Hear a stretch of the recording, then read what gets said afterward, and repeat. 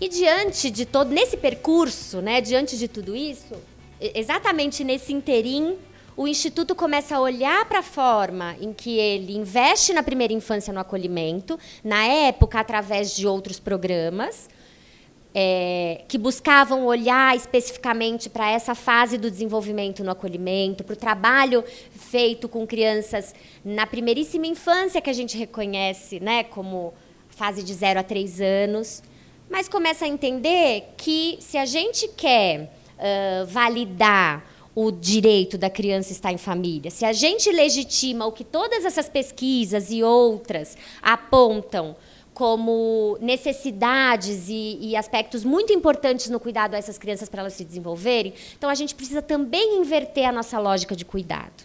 E aí, nesse momento, o Instituto decide implementar um serviço de acolhimento voltado à criança na primeiríssima infância. Então, nosso objetivo é atender crianças de 0 a 3 anos, em situação de alta vulnerabilidade pessoal e social, afastados da sua família de origem ou extensa, como medida de proteção excepcional e provisória. E aí o Instituto passa a executar um serviço de acolhimento, que é o Famílias Acolhedoras. Toda essa discussão começa lá em 2015. A partir de outubro, inicia-se uma ampla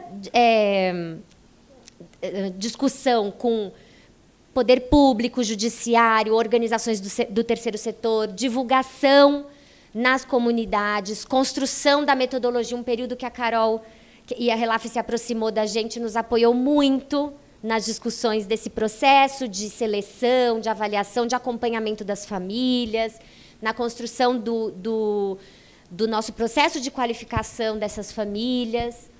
E, pode dar um? Em maio de 2016, a gente inicia nosso primeiro acolhimento em família acolhedora. Então, teve um tempinho aí de construção da metodologia, de captação das primeiras famílias que estão aqui hoje, vocês vão conhecê-la, as nossas primeiras famílias acolhedoras no serviço. E a gente inicia nosso atendimento em maio de 2016. De lá para cá, a gente já atendeu 22 crianças, já tivemos acolhidas no nosso serviço 22 crianças. 6 delas retornaram para suas famílias de origem ou extensa. 7 crianças foram colocadas em família adotiva. E 9 crianças hoje estão em acolhimento. A gente tem um grupo de 10 famílias acolhedoras, só uma delas não aptas e qualificadas para exercer o acolhimento, só uma ainda não está acolhendo, que é uma vaga que pode ser disponibilizada nos próximos meses. Diferente do acolhimento institucional, que quando sai uma criança, a vaga já é liberada, em família acolhedora, cada família tem um tempo para isso, elas vão poder contar um pouquinho para você. Tem família que fala assim, menina, foi tão corrido que eu não consegui fazer um exame, nem médico eu não passei nesse período. Tem família que faz isso na primeira experiência, muda a vida, e depois fala assim, não, eu quero ser uma família acolhedora para a vida, então minha rotina, minha dinâmica familiar precisa ser ajustada. A criança tem que entrar nessa rotina, senão não dou conta, né? Mas as vagas são liberadas num tempo muito singular, a partir de uma avaliação que a gente vai fazendo logo após o desacolhimento, no tempo que a família vai se dando, vai nos passando, a gente vai avaliando até que a vaga pode ser de novo disponibilizada. Para isso, a gente está nesse momento. Para isso, a gente precisa ampliar o nosso número, porque a gente precisa ter um número maior de famílias para ter um número X de acolhimento, que no nosso caso são 10. E a gente está num processo de seleção e qualificação de novas famílias. Nós já tivemos, nesses quase 2 anos, 4 famílias desligadas depois do primeiro acolhimento. Então, o nosso número já foi um pouco maior e também diminuiu. Também a gente precisa contar com essa rotatividade, né? E a gente vem construindo uma prática nesses 2 anos, legitimando, acho que tanto esses princípios que eu trago aqui, que historicamente foram discutidos, foram validados em documentos legais, em diretrizes nacionais, e princípios que o Instituto traz como, em consonância, lógico, com a lei, com as diretrizes, mas como princípios fundamentais, ligados à nossa missão também, a nossa missão institucional. Um deles é o direito à história, porque os bebês, porque nós atendemos nessa fase, também tem histórias, pode passar, e tem direito à sua história. E a gente tem um papel fundamental na legitimação desse direito. Então, a gente tem um número maior a gente recebe crianças da maternidade ou não, mas o nosso número é bem maior de crianças que vêm direto da maternidade. Ainda é um público maior.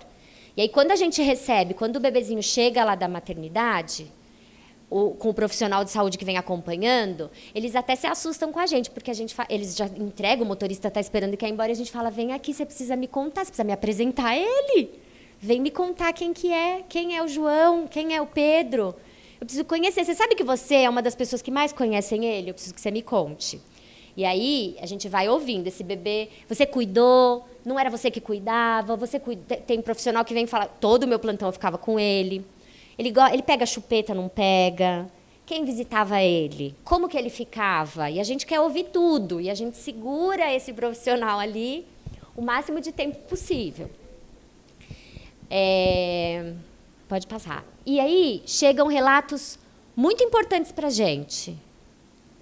Pode passar mais um. Então, um deles, a gente ouve de uma técnica de enfermagem que traz uma criança que nasceu prematuramente, na verdade, um bebezinho que é prematuro extremo, com numa condição bem frágil de saúde, depois de algumas intercorrências e procedimentos bem invasivos no hospital, então numa condição de bastante fragilidade. E aí ela diz uma coisa muito importante para a gente, ela fala assim, você sabe que ela suga forte a mamadeira, essa menininha aí quer crescer.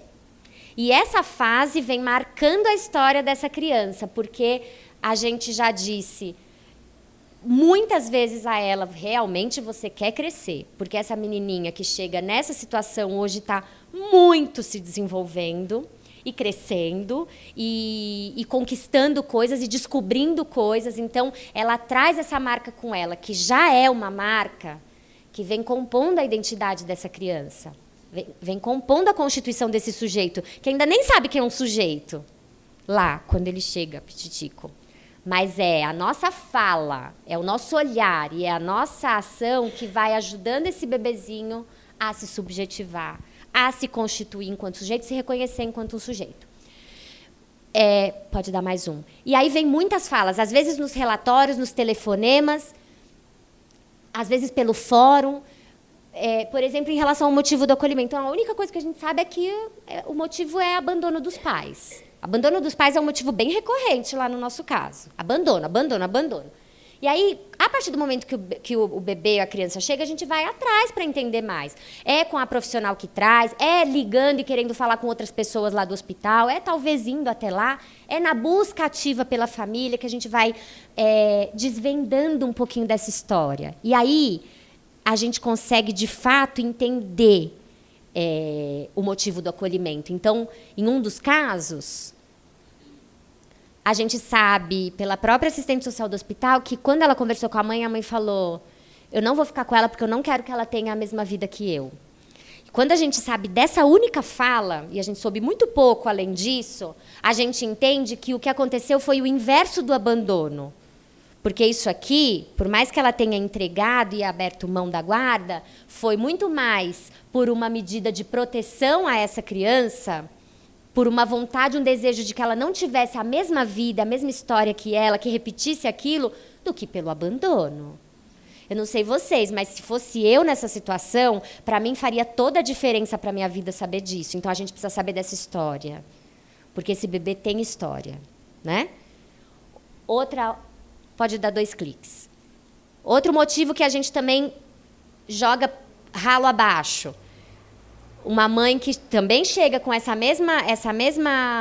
mesmo motivo, abandono dos pais. E aí, na conversa, no acompanhamento a essa mãe, com uma questão psiquiátrica bem séria, bem importante, ela diz pra gente assim, claro que eu fui embora do hospital, eu não podia levar ele, a rua é muito perigosa, eu falei lá. Eu não vou levar ele daqui porque a rua é muito perigosa.